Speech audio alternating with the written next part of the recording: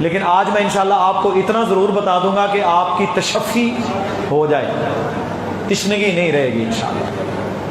دیکھیں جی، نماز اس طرح پڑھنی ہے جس طرح اللہ کے رسول نے پڑھی صلی اللہ علیہ وسلم، اس میں کوئی شک تو نہیں ہے۔ ہمارے ہاں مارکیٹ میں کتابیں ملتی ہیں، اس کے اوپر لکھا ہوتا ہے حنفی نماز، نماز حنفی۔ ایک اور علاقے میں چلے جاؤ، نماز شافعی۔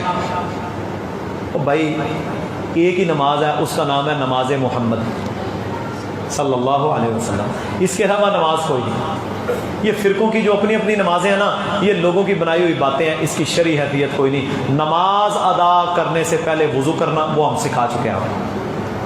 نماز کی نیت زبان سے نہیں کرنی، زبان سے نیت کرنا کسی صحیح حدیث میں موجود نہیں ہے، نہ ہی کسی کتاب میں موجود ہے۔ نیت دل کے ارادے کا نام ہے۔ آج ہم نے جو نماز پڑھی ابھی، جس میں قاری صاحب نے سپارہ ختم کیا، یہ عید کی نماز تھی کہ فجر کی نماز تھی؟ کون سی نماز تھی؟ تراویح کی نماز تھی۔ آپ کا جب آپ اللہ اکبر کہہ کے ہاتھ باندھ رہے تھے، تکبیریں تھے، آپ کے ذہن میں تھا نا اب میں چھٹی تراویح پڑھ رہا ہوں، اب میں پانچویں کے لیے کھڑا ہوں، یہی ذہن میں تھا نا کہ بھائی تراویحیں جاری ہیں، یہ ہے نیت۔ ہاں اگر آپ کی نیت تراویح پڑھتے ہوئے یہ ہو کہ میں عشاء کی نماز یا عید کی نماز یا اشراق پڑھ رہا ہوں، تو پھر یہ غلط ہے، وہ نیت ہی غلط ہو جائے گی۔ بس یہ نیت ہے۔ اور یہ 4 رکعت نماز فرض منہ کعبہ شریف کی طرف پیچھے اس امام دے اللہ اکبر، واللہ حدیث کی کسی کتاب میں یہ الفاظ نہیں ہیں۔ اچھا اگر یہ حدیث کی کتاب میں ہوتے تو میرے بھائیوں اردو میں ہوتے کہ عربی میں؟ آپ نے نا جواب دینا، پھر سمجھ آئے گی۔ یہ کلاس ہے ہماری، اردو میں ہوتے کہ عربی میں؟ عربی میں ہوتے نا۔ حدیث کی کسی کتاب میں نماز سے پہلے زبان سے نیت کے الفاظ ہیں ہی نہیں۔ اور میں یہ کہتا ہوں کوئی بندہ پوری دنیا میں کسی حدیث کی کتاب میں سے، میں یہ بھی نہیں کہتا سائے ستہ، کسی بھی حدیث کی چوتھے پانچویں کوئی ایسے الفاظ ہی لے آئے وہ موضوع سند کے ساتھ ہی ہے ہی کوئی نہیں۔ النیت ارادۃ فی القلب، نیت دل کے ارادے کا نام ہے۔ سمجھ آ گئی جی بات؟ تو آپ نے جو نماز پڑھنی ہے، اچھا جب ہم اب صبح آئے گی انشاءاللہ، تو آپ تو یہاں موجود ہیں، ہم گھر سے آئیں گے، ظاہر ہے جب ہم نے وضو کرنا ہے تو ہماری کیا نیت ہے کہ ہم مغرب کی نماز پڑھنے جا رہے ہیں۔ بھائی نیت ہے کہ میں نے اب فجر کی نماز پڑھنی ہے، یہ فجر کا ٹائم ہے ابھی ہم نے، یہی نیت ہے۔ نیت دل کے ارادے کا نام ہے، زبان سے نیت حدیث سے ثابت نہیں۔ ایک بات، اب آتے ہیں تکبیر تحریمہ کی طرف، نماز کا آغاز۔ میرے بھائیوں نماز کے آغاز سے پہلے صف بندی بہت ضروری ہے۔ ہمارے ہاں عام مسجدوں کے اندر آپ دیکھتے ہیں، اگر یہ ہماری صف ہے نا 80 فٹ کی یا 70 فٹ کی، اس صف میں اگر 100 بندہ کھڑا ہوتا ہے تو ان عام مساجد کے اندر جب بندے کھڑے ہوتے ہیں تو ان میں یہ سمجھتا ہوں کہ آپ اگر 10 بندے بھی کھڑے کر دینا تب بھی جگہ باقی ہوتی ہے۔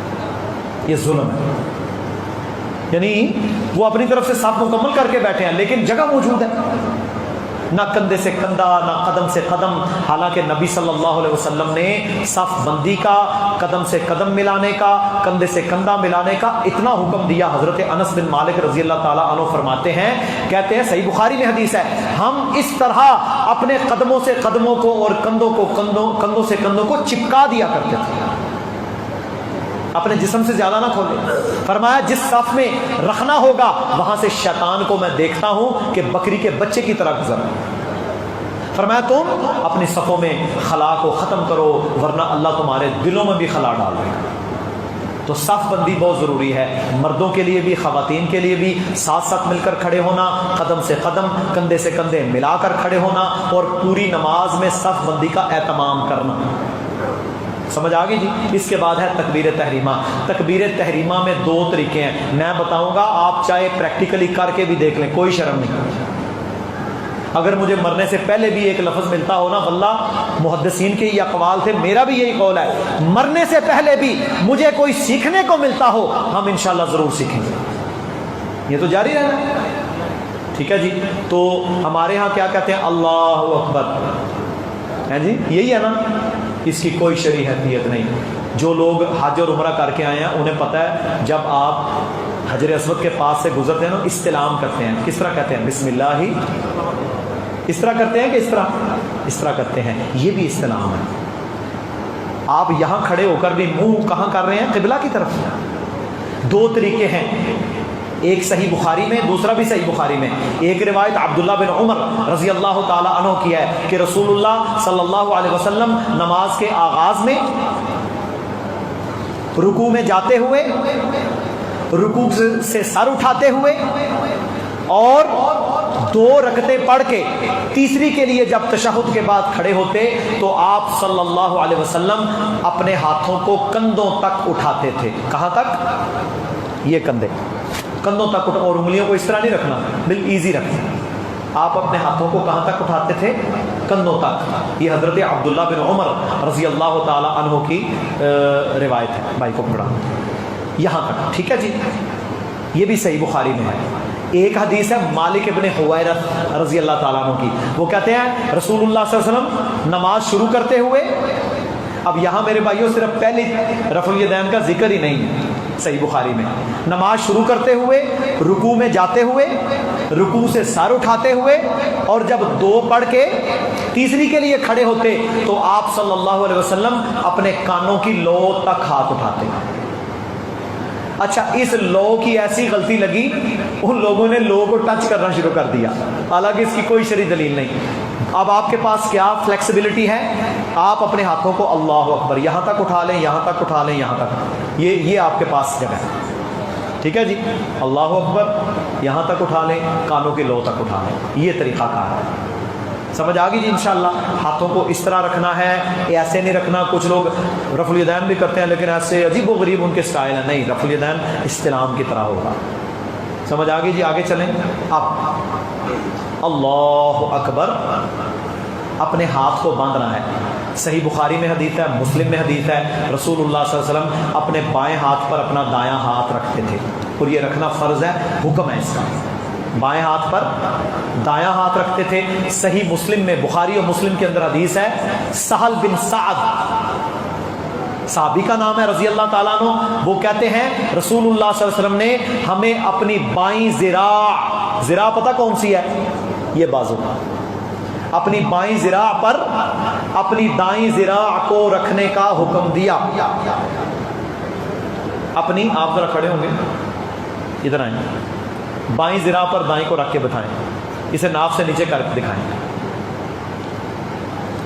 جب بائیں ذراع پر دائیں ذراع ہوگی یہ ناف سے نیچے جا ہی نہیں سکتی.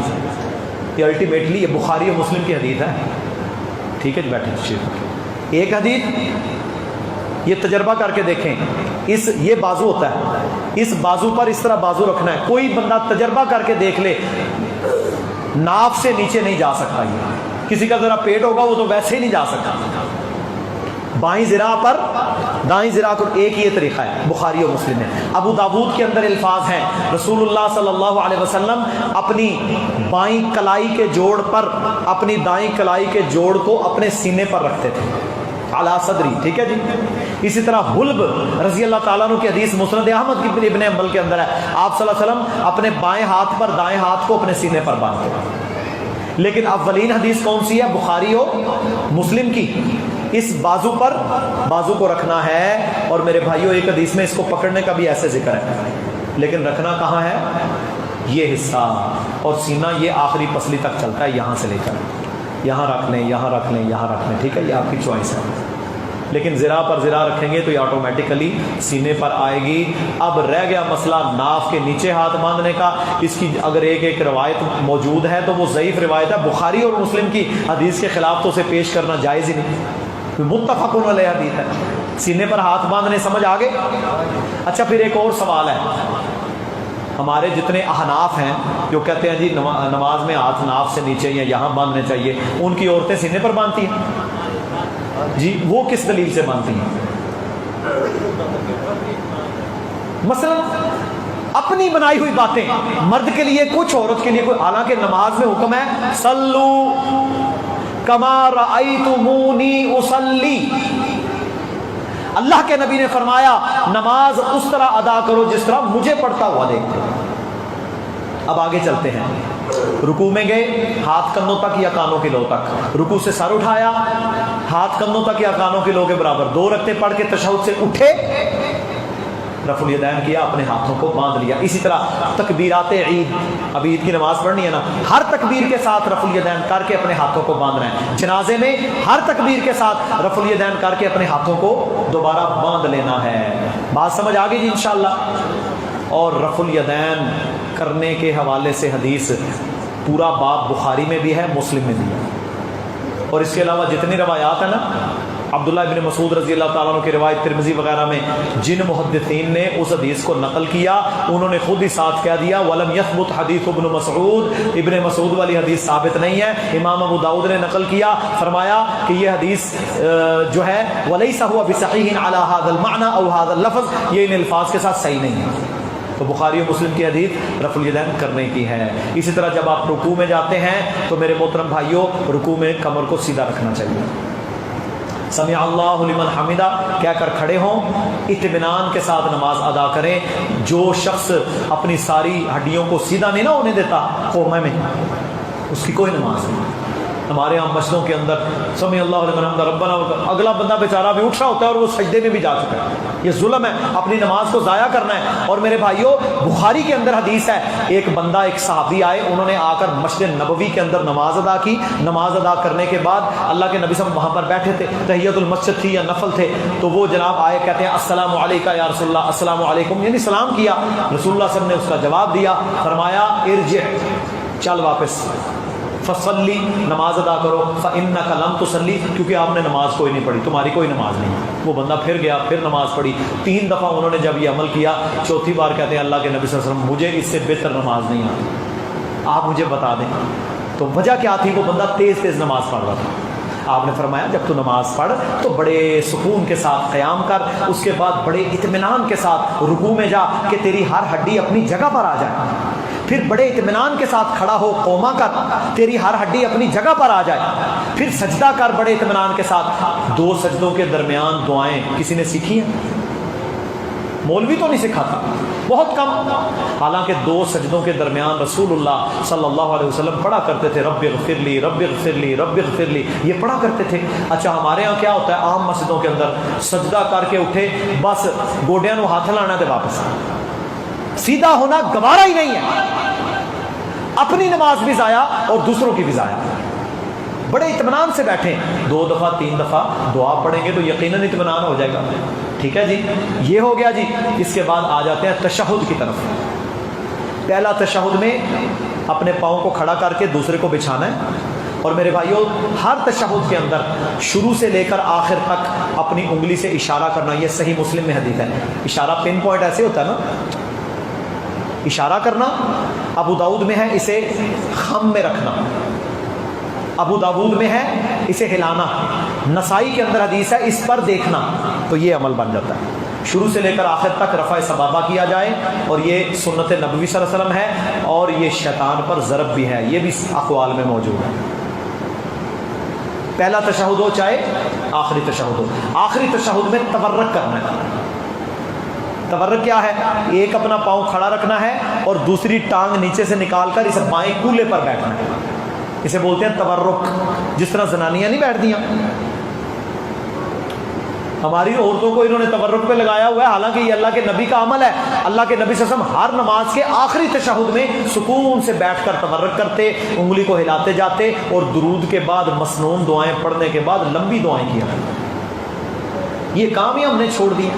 ہمیں جناب درود ختم ہوا، رب اجعلنی مقیم الصلاۃ، یہی پڑھتے ہیں نا. حالانکہ رب اجعلنی یہ قرآن کی آیت ہے، اسے بعد میں پڑھا جا سکتا ہے. اس سے پہلے دعائیں ہیں وہ سکھاتا ہی کوئی نہیں. اللہم انی ظلمت نفسی ظلما کثیرا ولا یغفر الذنوب الا انت فاغفر لی مغفرۃ من عندک وارحمنی انک انت الغفور الرحیم. اللہم انی اعوذ بک من عذاب القبر. ام المؤمنین عائشہ رضی اللہ تعالی عنہا فرماتی ہیں اللہ کے نبی صلی اللہ علیہ وسلم کوئی نماز ادا نہیں کرتے تھے کہ جب تک اس کے آخری تشہد میں یہ دعا نہ پڑھ لیں، اللہم انی اعوذ بک من عذاب القبر. 4 چیزوں سے پناہ، یا اللہ مجھے قبر کے عذاب سے پناہ دے، واعوذ بک من فتنۃ المسیح الدجال، دجال کے فتنے سے، واعوذ بک من فتنۃ المحیا والممات، زندگی موت کے فتنہ سے، اللہم انی اعوذ بک من المأثم والمغرم، یا اللہ مجھے گناہ اور قرض سے نجات دے.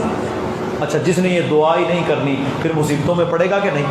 فرمایا کوئی نماز آپ کی نفل فرض ایسی نہیں ہوتی جس میں آپ ان 4 چیزوں سے پناہ نہ مانگیں. اللہ اکبر جب نماز کا آغاز ہوا ہمیں سکھایا گیا نا سبحانک اللہم و بحمدک، یہ ثابت ہے، لیکن یہ حضرت عمر رضی اللہ تعالیٰ عنہ کے اقوال میں سے ہے، یہ بھی پڑھ سکتے ہیں، لیکن ابو بکر صدیق رضی اللہ تعالیٰ عنہ نے جب اللہ کے نبی علیہ الصلوۃ والسلام سے پوچھا کہ جی آپ تلاوت کرنے سے پہلے جو کچھ دیر خاموش رہتے ہیں وہاں آپ کیا پڑھتے ہیں؟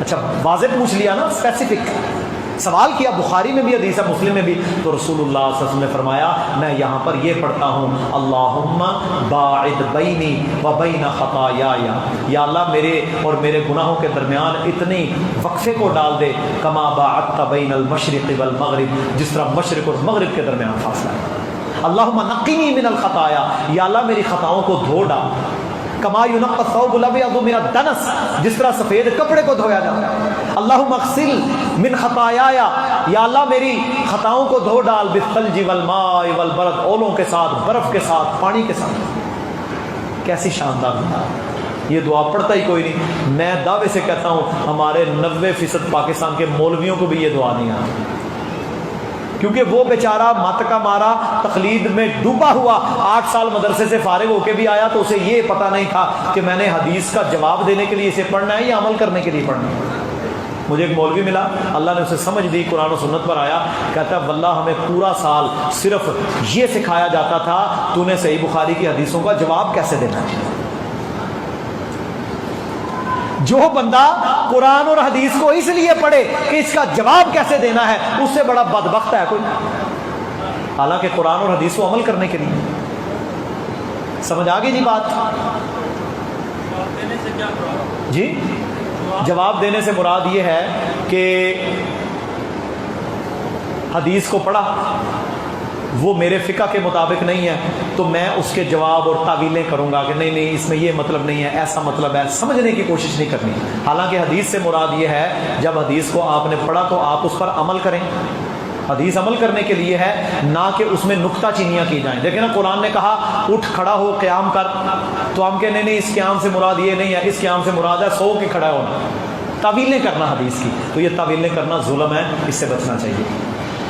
اچھا جی یہ ہوا، اس کے بعد ہم نے یہ سیکھا ہے جی رکوع اور سجدے میں 3 بار پڑھنا ہے سبحان ربی العظیم سبحان ربی العظیم، یہی سیکھا ہے، جبکہ رسول اللہ صلی اللہ علیہ وسلم سے اور دعائیں بھی ثابت ہیں، نہ مولوی کو آتی ہیں نہ کسی کو سکھائیں۔ کون سی دعائیں ثابت ہیں؟ بخاری میں، مسلم میں، دیگر کتابوں میں، سبحان ربی العظیم سبحان ربی الاعلی ضرور پڑھیں۔ اس کے بعد اللہ کے نبی صلی اللہ علیہ وسلم رکوع اور سجدے میں پڑھتے تھے سبوح قدوس رب الملائکۃ والروح، یہ بھی پڑھتے تھے۔ سبحانک اللہم ربنا و بحمدک اللہم اغفر لی، یہ بھی پڑھتے تھے۔ اللہم یا مقلب القلوب ثبت قلبی علی دینک، یہ دعائیں کرتے تھے۔ ہم رکوع و سجدے میں یہ دعائیں نہیں کرتے، کرنی چاہیے۔ اسی طرح سمیع اللہ لمن حمدہ ربنا لک الحمد، یہی پڑھتے ہیں نا، جبکہ رسول اللہ صلی اللہ علیہ وسلم نے یہ بھی پسند فرمایا حمدن کثیرا طیبا مبارکا فی، اور اگر آپ تہجد کی دعا میں جائیں تو ایک لمبی دعا اس میں اور بھی منقول ہے، تو یہ دعائیں یاد کریں۔ مسنون نماز میں جب آپ مکمل دعائیں پڑھیں گے نا میرے بھائیوں، جو مسنون نماز پڑھتا ہے، ایک قاعدہ یاد رکھ لو، مسنون نماز پڑھتا ہے اور پوری دعائیں پڑھتا ہے، وہ تیز نماز نہیں پڑھ سکتا، کیونکہ اس نے بیچارے نے پوری دعائیں پڑھنی ہیں، دعائیں پڑھے گا تو نماز تیز ہوگی نہیں، اور جس نے بس وہ منیمم ریکوائرمنٹ اور وہ بھی پوری نہیں کرنی، پھر وہ نمازوں کو تیز پڑھتا ہے اور اپنی نماز کو ضائع کرتا ہے۔ اسی طرح میرے بھائیو سلام پھیرا، السلام علیکم ورحمۃ اللہ، السلام علیکم ورحمۃ اللہ، یہ بھی جب امام اپنا سلام مکمل کر دے پھر پھیرنا شروع کرنا چاہیے، اور اس کے بعد مسنون اذکار ہیں وہ کریں، اللہ اکبر، استغفر اللہ 3 دفعہ، پھر اللہم انت السلام و منک السلام تبارک یا ذا الجلال والاکرام۔ آیت الکرسی پڑھنے والے کی بڑی فضیلت ہے، فرمایا جو ہر نماز کے بعد آیت الکرسی پڑھتا ہے اس کے اور اس جنت کے درمیان صرف اس کی موت کا فاصلہ ہے، بڑی فضیلت ہے۔